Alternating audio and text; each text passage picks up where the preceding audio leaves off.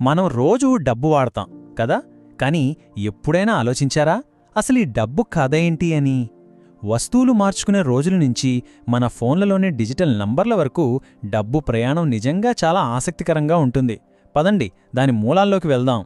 అసలు ప్రశ్న ఇదే, డబ్బు నిజంగా ఎక్కడ్నుంచొచ్చింది? ఒక మామూలు కాగితానికి లేదంటే కంప్యూటర్లో కనిపించే ఒక నంబరుకి అంత విలువ ఎలా వస్తుంది? ఈ నమ్మకం వెనుక ఉన్న ప్రయాణమేంటో ఇప్పుడు అర్థం చేసుకుందాం. ఒక్కసారి ఊహించుకోండి, డబ్బు అనే కాన్సెప్టే లేని ప్రపంచం. ఆ రోజుల్లో మనుషులు వాళ్లకు కావాల్సినవి ఎలా పొందేవాళ్లు? సమాధానం వినడానికి సింపుల్గా అనిపించినా నిజానికి అది చాలా కష్టమైన పని. అప్పట్లో, అంటే చాలా పాత రోజుల్లో అన్నమాట, జనాలు వాళ్లకు కావలసినవి ఎలా పొందేవాళ్లంటే సింపుల్, ఒక వస్తువు ఇచ్చి మరో వస్తువు తీసుకునేవాళ్లు. ఉదాహరణకి, ఒక రైతు తన దగ్గరున్న బియ్యం ఇచ్చి పాల వ్యాపారి నుంచి పాలు తీసుకునేవాడు. దీనినే మనం బార్టర్ సిస్టమ్ అంటాం, అంటే వస్తు మార్పిడి పద్ధతి అన్నమాట. అయితే ఈ పద్ధతిలో ఒక పెద్ద చిక్కు ఉంది. దాన్ని డబుల్ కోయిన్సిడెన్స్ ఆఫ్ వాంట్స్ అంటారు. పేరు కొంచెం కష్టంగా ఉన్నా విషయం చాలా సింపుల్. అంటే ఇద్దరు వ్యక్తులకి ఒకే టైంలో ఒకరి దగ్గరున్నది మరొకరికి అవసరం అవ్వాలి. ఇది జరగడం చాలా కష్టం కదా. ఉదాహరణకు, నా దగ్గర బియ్యం ఉన్నాయి, నాకు పాలు కావాలి అనుకుందాం. నేను పాలు అమ్మే వ్యక్తి దగ్గరికి వెళ్తాను, కాని అతనికి బియ్యం వద్దు, పనిముట్లు కావాలి. ఇంకేముంది, మా ఇద్దరి మధ్య డీల్ కుదరదు, మార్పిడి జరగదు. ఇలాంటి సమస్యల వల్లే బార్టర్ సిస్టమ్ చాలాసార్లు ఫెయిల్ అయింది. ఈ బార్టర్ సిస్టంలో ఉన్న సమస్యల వల్లే మనుషులో ఒక కొత్త దారి వెతికారు. అలా మొదలైందే వస్తువుల నుంచి బంగారం వైపు మన ప్రయాణం. సరే, ఈ సమస్యను ఎలా పరిష్కరించాలి? అప్పుడు సమాజాలన్నీ కలిసి ఒక ఐడియాకి వచ్చాయి. అదేంటంటే, అందరూ విలువైనదిగా అంగీకరించే ఒక కామన్ వస్తువును వాడటం. దీన్నే కమాడిటీ మనీ అంటారు. మొదట్లో ఉప్పు, ధాన్యం, పశువులు, చివరికి గవ్వలు, ఇలాంటి వాటిని డబ్బులాగా వాడేవాళ్లు. ఇవి బార్టర్ కంటే బెటరే, కాని వీటితోనూ కొన్ని తిప్పలు తప్పలేదు. ఆలోచించండి, పశువుల్ని ఎక్కడికైనా మోసుకెళ్లడం ఎంత కష్టం. ధాన్యమైతే కొన్నాళ్ళకి పాడైపోతుంది. ఇక ఒక ఆవునిచ్చి చిన్న వస్తువు కొనాలంటే దాన్ని ముక్కలు చేయలేం గదా. అందుకే ఇంకా మంచి సొల్యూషన్ కావాల్సొచ్చింది. ఆ అన్వేషణకు దొరికిన సమాధానమే బంగారం, వెండి లాంటి విలువైన లోహాలు. ఇవి కమోడిటీ మనీ సమస్యలన్నిటినీ తీర్చాయి.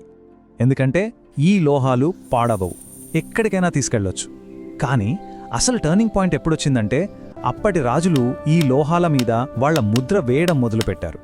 ఆ స్టాంప్ ఒక గ్యారంటీ అన్నమాట, ఈ నాణ్యం, బరువు, విలువ కరెక్ట్ అని చెప్పడానికి. దీంతో వ్యాపారం చాలా ఈజీ అయిపోయింది. పెద్ద పెద్ద సామ్రాజ్యాలు ఏర్పడ్డాయి. నాణేలు బాగానే ఉన్నాయి, కానీ బిజినెస్ పెరిగే కొద్దీ వందలు, వేల నాణేలని మూటగట్టుకుని తిరగడం పెద్ద తలనొప్పిగా మారింది. దీనికి పరిష్కారమే కాగితం రూపంలో వచ్చిన ఒక ప్రామిస్. చాలా ఎక్కువ మొత్తంలో నాణేల్ని తీసుకెళ్లడం బరువుగా, అస్సలు సేఫ్ కాదనిపించేది. అందుకే వ్యాపారులు తేలికైన, సురక్షితమైన దారి కోసం చూడటం మొదలుపెట్టారు. అప్పుడొక అద్భుతమైన ఐడియా పుట్టింది. ప్రజలు తమ బంగారం, నాణేలను బ్యాంకుల్లో దాచుకోవటం స్టార్ట్ చేశారు.